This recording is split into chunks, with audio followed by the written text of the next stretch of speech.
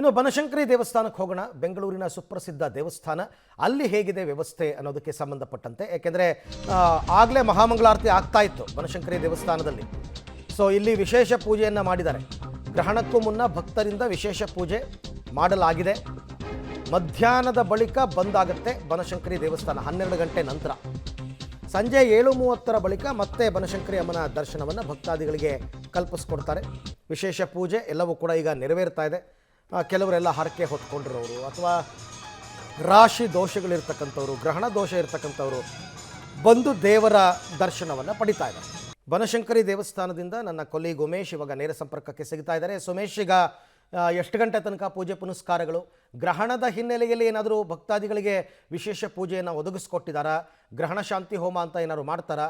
ಬನಶಂಕರಿ ಅಮ್ಮ ದೇವಸ್ಥಾನದ ಸಿದ್ಧತೆಗಳು ಹೇಗಿದೆ?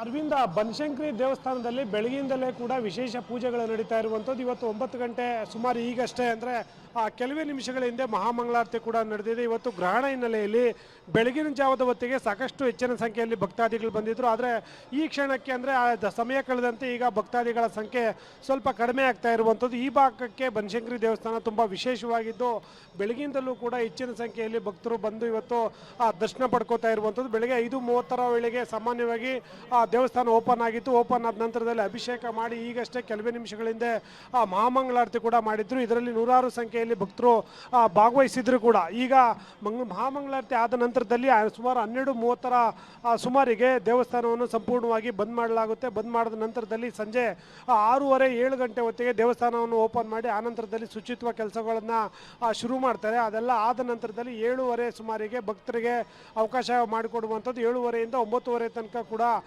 ವಿಶೇಷವಾಗಿ ಕೆಲವೊಂದು ಅಭಿಷೇಕಗಳಾಗಿರ್ಬೋದು, ವಿಶೇಷ ಮಹಾಮಂಗಳಾರತಿ ಆಗ್ಬೋದು ಇರುತ್ತೆ ಅನ್ನೋದ್ರ ಬಗ್ಗೆ ಈಗಾಗಲೇ ಅರ್ಚಕರು ಕೂಡ ಮಾಹಿತಿಗಳನ್ನು ನೀಡಿರುವಂಥದ್ದು. ಅದರ ಜೊತೆಗೆ ಸಾಕಷ್ಟು ಜನ ಭಕ್ತರು ಕೂಡ ಇಲ್ಲಿ ಇವತ್ತು ಗ್ರಹಣ ಏನಿದೆ, ಗ್ರಹಣ ಹಿನ್ನೆಲೆಯಲ್ಲಿ ಹೆಚ್ಚಿನ ಸಂಖ್ಯೆಯಲ್ಲಿ ಬರ್ತಾ ಇರುವಂಥದ್ದು. ಮುಖ್ಯವಾಗಿ ಏನು ಬನಶಂಕರಿ ಅಮ್ಮನವರ ದೇವಸ್ಥಾನ ಏನಿದೆ, ಇಲ್ಲಿ ಮಹಿಳೆಯರು ಹೆಚ್ಚಾಗಿ ಬರುವಂಥ ದೇವಸ್ಥಾನ. ಹಾಗಾಗಿ ನೀವು ನೋಡ್ಬೋದು ಸಾಕಷ್ಟು ಸಂಖ್ಯೆಯಲ್ಲಿ ಮಹಿಳೆಯರು ಕೂಡ ಬಂದು ದೇವಸ್ಥಾನದಲ್ಲಿ ಪೂಜೆ ಕೈಂಕರ್ಯಗಳಲ್ಲಿ ಭಾಗಿಯಾಗಿರುವಂಥದ್ದು. ಇವತ್ತು ಗ್ರಹಣ ಹಿನ್ನೆಲೆಯಲ್ಲಿ ಮಾಮೂಲಿ ದಿನಗಳಿಗೆ ಹೋಲಿಸ್ಕೊಂಡ್ರೆ ಈ ಸಮಯದಲ್ಲಿ ಸ್ವಲ್ಪ ದೇವಸ್ಥಾನದಲ್ಲಿ ಭಕ್ತರ ಸಂಖ್ಯೆ ಕಮ್ಮಿ ಇದೆ.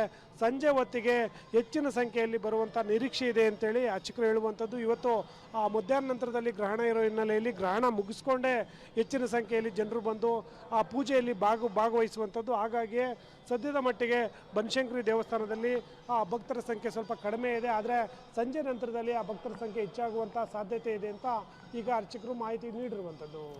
ಓಕೆ, ಥ್ಯಾಂಕ್ ಯು ಉಮೇಶ್, ತಮ್ಮ ಎಲ್ಲ ಮಾಹಿತಿಗಾಗಿ ಧನ್ಯವಾದ.